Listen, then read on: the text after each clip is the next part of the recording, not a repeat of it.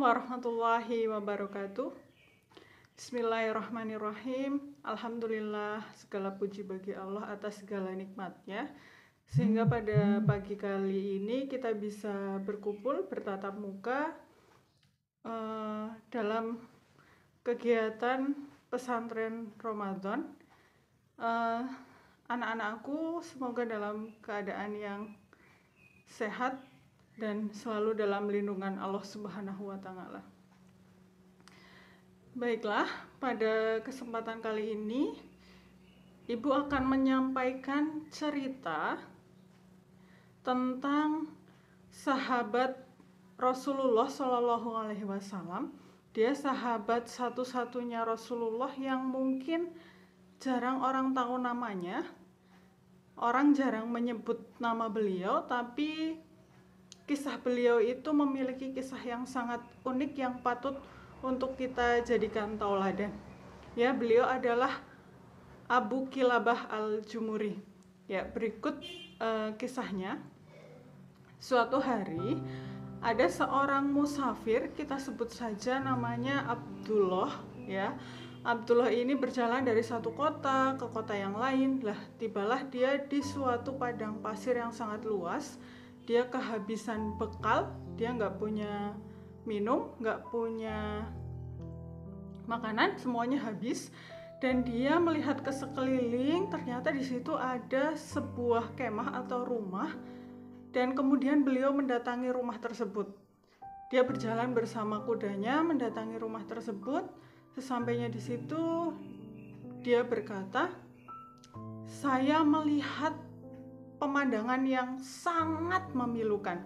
Di situ kemahnya kosong, nggak ada makanan, nggak ada minuman yang dia cari, dan yang ada cuma satu orang laki-laki sedang terbaring dengan tangan dan kakinya terputus serta matanya tidak bisa melihat." Kemudian Abdullah mendekat dan mengucapkan salam, "Assalamualaikum warahmatullahi wabarakatuh." Kemudian dijawab oleh pemilik dari rumah tadi, "Waalaikumsalam warahmatullahi wabarakatuh." Kemudian Abdullah mendekat dan beliau bertanya, "Wahai saudaraku, Anda ini siapa? Kenapa kok dengan keadaan Anda seperti ini, Anda berada di padang pasir sendirian, gak ada makanan, gak ada minuman. Anda ini siapa?" Abdullah bertanya seperti itu, kemudian dijawab, "Saya ini salah satu hamba Allah." "Anda siapa?" Dijawab seperti itu. Kemudian Abdullah menjelaskan, "Saya ini musafir, saya kehabisan bekal dan saya melihat kemah ini. Siapa tahu di sini ada makanan, ada minuman, saya bisa meminta sedikit." Gitu, kata Abdullah. Kemudian orang tadi itu kemudian mengatakan, "Alhamdulillah, alhamdulillah, segala puji bagi Allah yang telah menyempurnakan nikmatnya untuk saya." Ya, kalimat itu diulang-ulang oleh orang tadi. Alhamdulillah, alhamdulillah, alhamdulillah. Segala puji bagi Allah atas segala nikmatnya yang telah disempurnakannya untuk saya. Kalimat itu diulang-ulang yang membuat Abdullah itu heran. Wong keadaannya seperti itu kok dia mengucapkan alhamdulillah atas segala nikmat. Nikmat mana yang dia syukuri dari Allah? Nah, kemudian Abdullah bertanyalah, "Pak," atau ya, "Tuan, nikmat apa yang Anda syukuri, yang Allah berikan untuk Anda? Kenapa Anda mengucapkan kalimat itu secara berulang-ulang? Keadaan Anda seperti ini, gak punya tangan, gak punya kaki, gak bisa melihat. Apa yang Anda syukuri?" Kemudian orang tersebut menjawab, "Wahai anak muda, kamu itu tidak tahu seberapa besar karunia Allah yang telah Allah berikan untuk saya. Saya itu bisa mengucapkan kalimat saja itu sudah menutupi semua kekurangan saya. Dengan satu kalimat itu, dengan bisa mengucapkan kalimat itu, saya bisa berzikir kepada Allah. ya. Kemudian mendengar jawaban itu, Abdullah kemudian diam dan dia berkata lagi, baiklah, apa yang bisa saya bantu untuk Anda? Kemudian orang tadi berkata, saya punya anak saya hilang atau tidak pulang sudah 3 hari, padahal anak saya itu yang merawat saya, setiap hari memandikan saya, memberi makan saya, memberi minum saya, mewudukan saya selama ini, tapi sudah 3 hari ini tidak pulang. Jadi tolong carikan anak saya itu. Kalau kamu melihat ada seorang anak laki-laki di sekitar gurun sini, itu pasti anak saya. Karena Anda tahu di sini itu tidak ada kemah atau rumah lain selain rumah ini.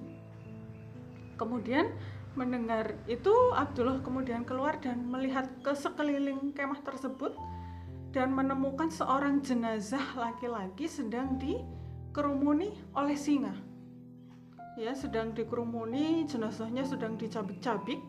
Kemudian Abdullah bingung mau bagaimana menyampaikannya kepada orang tersebut. Kemudian Abdullah kembali ke orang tersebut, kembali lagi ke kemah tersebut. Kemudian dia berkata seperti ini, wahai saudaraku, apakah engkau tahu tentang kisah Nabi Ayub alaihi salam? Kemudian dijawab, tentu saja, gitu. Terus Abdullah berkata lagi, bisakah Anda menceritakan sedikit tentang kisah Ayub alaihi salam untuk saya? Kemudian dijawab, Ayub alaihi salam, beliau adalah orang yang diuji kesabarannya oleh Allah. Beliau adalah hamba Allah yang memiliki kesabaran yang luar biasa.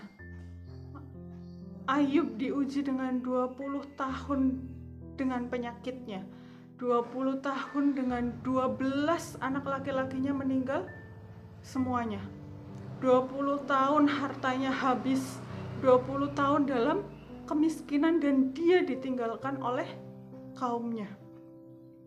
Ya, orang tadi menjawab tersebut dan kemudian Abdullah menjawab, benar apa yang engkau katakan. Saya harap engkau bisa menjadi sedikit bagian dari kesabaran Ayub. Anak Anda telah meninggal dicabik-cabik oleh singa. Mendengar jawaban itu, kemudian orang tersebut berkata sambil tersenyum, Inna lillahi wa inna ilaihi raji'un.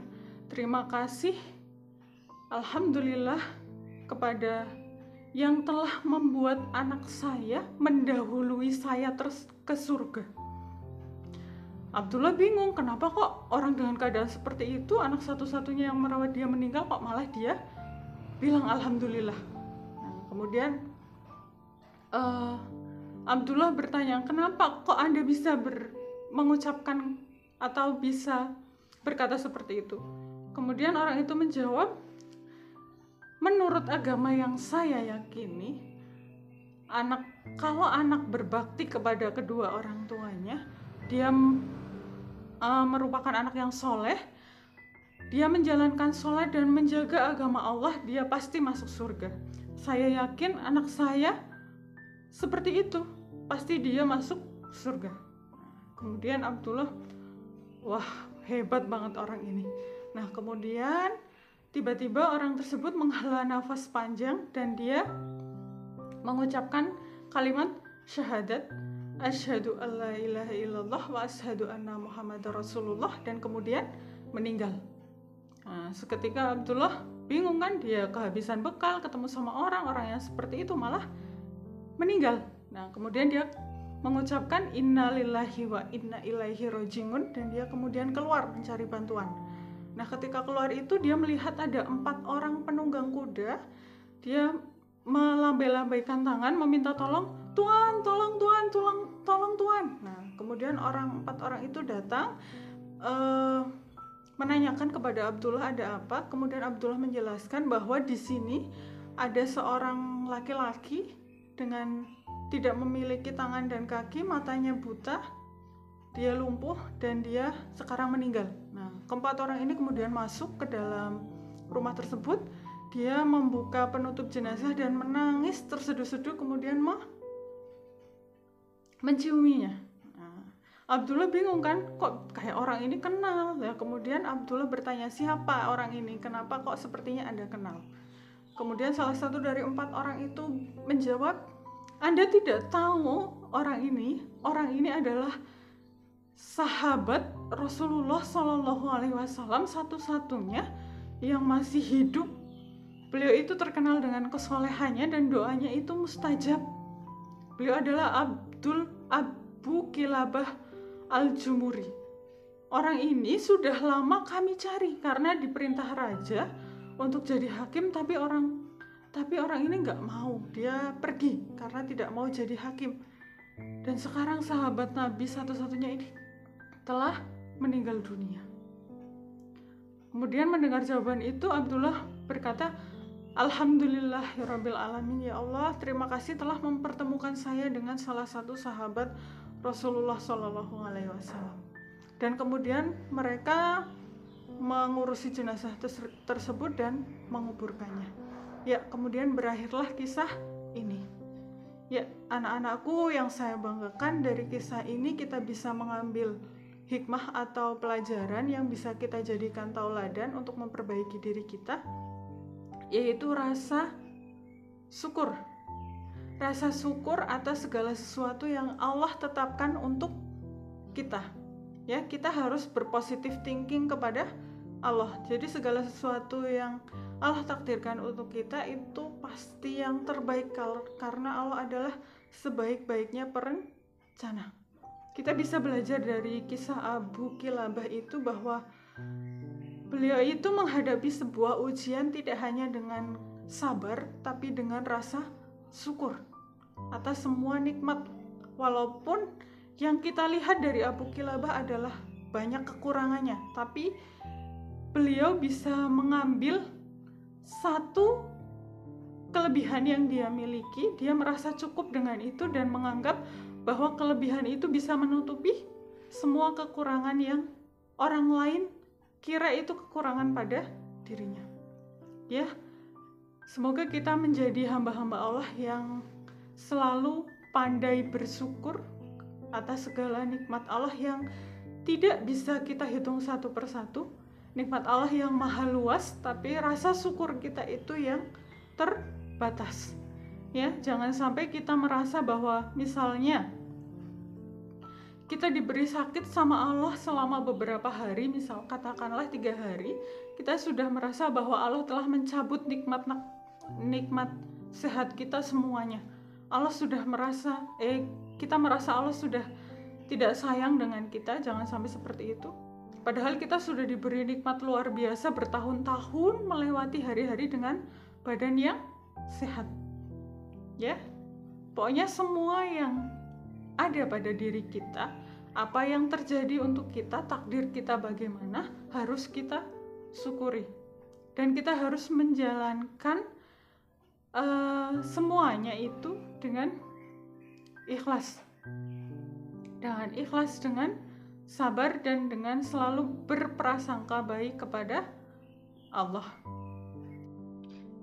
Ya, seperti itu tadi kisah dari Abu Kilabah Al-Jumuri. Kita bisa mengambil hikmahnya yang bisa kita jadikan tauladan untuk kita.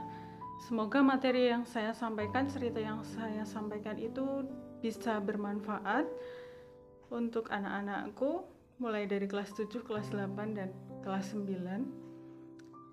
Terima kasih untuk partisipasinya. Tetap menjaga protokol kesehatan, tetap semangat mengikuti kegiatan pembelajaran di masa pandemi seperti ini. Terima kasih. Kurang dan lebihnya mohon maaf. Ibu akhiri, billahi taufik wal hidayah. Wassalamualaikum warahmatullahi wabarakatuh.